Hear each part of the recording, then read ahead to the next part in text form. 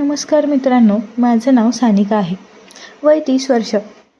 लोक म्हणतात की लग्नानंतर आणि मूल झाल्यानंतर स्त्रीचं सौंदर्य कमी होतं, पण माझ्या बाबतीत उलटं होतं. माझं शरीर आता पूर्वीपेक्षा जास्त भरदार आणि आकर्षक झालं होतं. माझे पती समीर एका मल्टीनॅशनल कंपनीत मोठ्या पदावरती होते.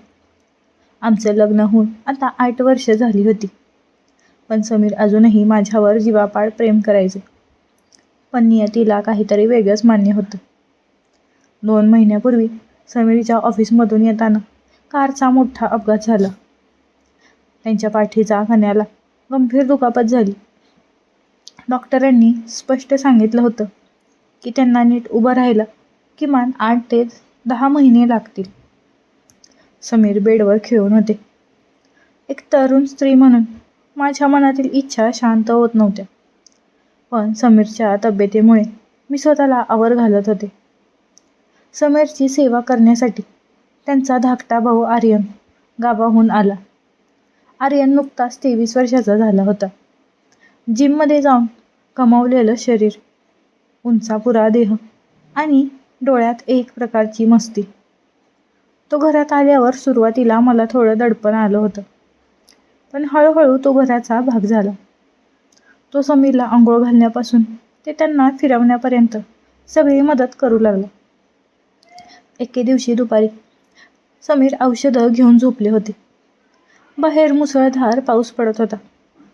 मी हॉलमध्ये सोफ्यावरती बसून एक मासिक वाचत होते. मी मुद्दाम थोडी सैल आणि पातळ साडी नेसली होती, कारण घरात खूप उकाडा होता. आर्यन बाहेरून सामान घेऊन आला. तो पूर्णपणे भिजला होता. त्याचं ओलं टी-शर्ट त्याच्या छातीला चिकटला होता, ज्यातून त्याचं पिळदार शरीर स्पष्टपणे दिसत होतं. तो माझ्यासमोर आला आणि म्हणाला, "वहिनी, खूप पाऊस आहे बाहेर. चहा मिळेल का?" मी त्याच्याकडे पाहिलं आणि माझ्या काळजाचा ठोकाच चुकला. मी उठले आणि किचनमध्ये गेले. तोही माझ्या मागे मागे किचनमध्ये आला. मी चहा ठेवला. तो दारात उभा राहून मला निहाळत होता. मी हसून विचारलं, "काय रे आर्यन, असा का बघतोयस? कधी पाहिलं नाहीयेस का मला?" तो थोडा अडखळला आणि म्हणाला, "पाहिलंय वहिनी, पण आज तुम्ही खूपच वेगळ्या दिसताय, म्हणजे खूपच मोहक दिसताय." मी त्याच्याजवळ गेले आणि त्याच्या ओल्या केसांवरून हात फिरवला. "अरे वेड्या, ओला झाला आहेस, सर्दी होईल तुला. जा, आधी कपडे बदलून ये." माझा स्पर्श होताच आर्यनच्या चेहऱ्यावरचे भाव बदलले. त्याने माझा हात पकडला. त्याच्या हाताची पकड खूपच घट्ट आणि उबदार होती. तो हळूच म्हणाला, "वहिनी, दादा आजारी आहेत. तुम्हाला एकटं वाटत नाही का?" त्याच्या या प्रश्नाने माझ्या मनातील सुप्त इच्छा जागृत झाल्या. मी त्याच्या डोळ्यात डोळे घालून पाहिलं आणि म्हणाले, "वाटतं ना रे, पण काय करणार? मन मारून जगावं लागतं." तो क्षण खूपच नाजूक होता. आर्यनने हळूच माझ्या कमरेवरती हात ठेवला. माझ्या अंगावर सरसरून काटा आला. तो म्हणाला, "वहिनी, मी आहे ना तुमची काळजी घ्यायला. तुम्ही फक्त हो म्हणा." मी त्याला दूर ढकललं नाही, उलट त्याच्या जवळ गेले. पण तेवढ्यात समीरचा आवाज आला आणि आम्ही दोघेही सावरलो. पण त्या दिवशी आमच्यात एक मूक करार झाला होता. रात्रीचे 11 वाजले होते. मी समीरला जेवण देऊन झोपवलं होतं. मी माझ्या खोलीत जाण्याऐवजी आर्यनच्याच खोलीत गेले. तो जागाच होता.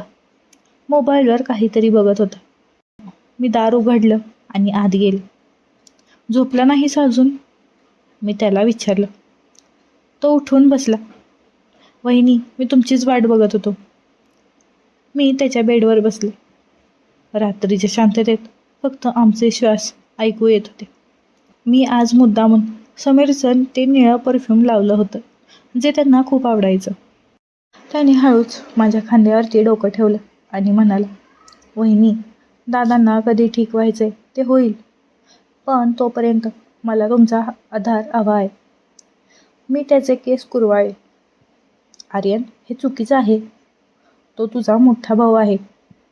"मला माहीत आहे वहिनी, पण माझं मन माझ्या ताब्यात नाही आहे ना. जेव्हापासून तुम्हाला पाहिले तेव्हापासून मी फक्त तुमचाच विचार करतोय. त्या रात्री आम्ही खूप गप्पा मारल्या. त्याने मला सांगितलं की त्याला मी किती आवडते. मी सुद्धा त्याला सांगितलं की या एकांतात मला त्याची किती गरज आहे. हळूहळू आमची जवळीक वाढू लागली. तो रोज रात्री चोरून माझ्या खोलीत येऊ लागला. समीरला वाटायचं की आर्यन फक्त त्याची सेवा करायला आलाय, पण आर्यन खरं तर माझी सेवा जास्त करत होता. तो दिवसा समीरचा छोटा भाऊ असायचा आणि रात्री माझा राणा. कधी तो किचनमध्ये काम करताना मागून येऊन घट्ट मिठी मारायचा, तर कधी मार्केटमध्ये जाताना गर्दीचा फायदा घेऊन माझा हात दाबायचा. एके दिवशी समीरला फिजिओथेरपीसाठी हॉस्पिटलमध्ये नेलं होतं. घरात मी आणि आर्यन दोघेच होतो. मी हॉलमध्ये साफसफाई करत होते. आर्यन आला आणि त्याने मला उचलून घेतलं. आर्यन सोड मला, कोणीतरी येईल. मी ओरडले. कोणीच नाहीये वहिनी, आज फक्त तुम्ही आणि मी आहोत. तो हसत म्हणाला. त्याने मला बेडवर नेलं. त्याचं ते तारुण्य आणि माझा तो अनुभवीपणा यांचा संगम त्या दिवशी झाला. त्याने माझ्या शरीराचा प्रत्येक कोपऱ्याचा असा काही शोध घेतला की मी समीरला सुद्धा विसरून गेले होते. तो दिवस माझ्या आयुष्यातील सर्वात अविस्मरणीय दिवस होता. आता आर्यनला येऊन 2 महिने झाले होते. आमचं हे गुपित खूपच रंगात आलं होतं. समीर हळूहळू रिकव्हर होत होता. पण आता मला काळजी वाटू लागली होती की जेव्हा समीर पूर्णपणे ठीक होईल तेव्हा आर्यन निघून जाईल आणि आर्यनशिवाय मी राहू शकणार नाही.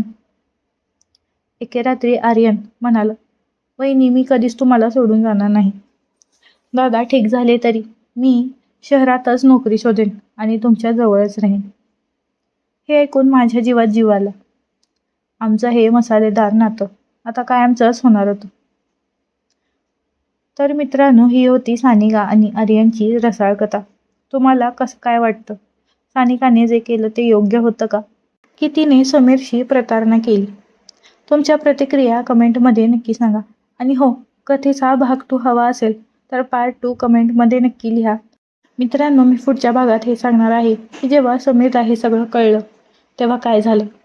तोपर्यंत पाहत रहा तुमचा आवडता चॅनल. धन्यवाद.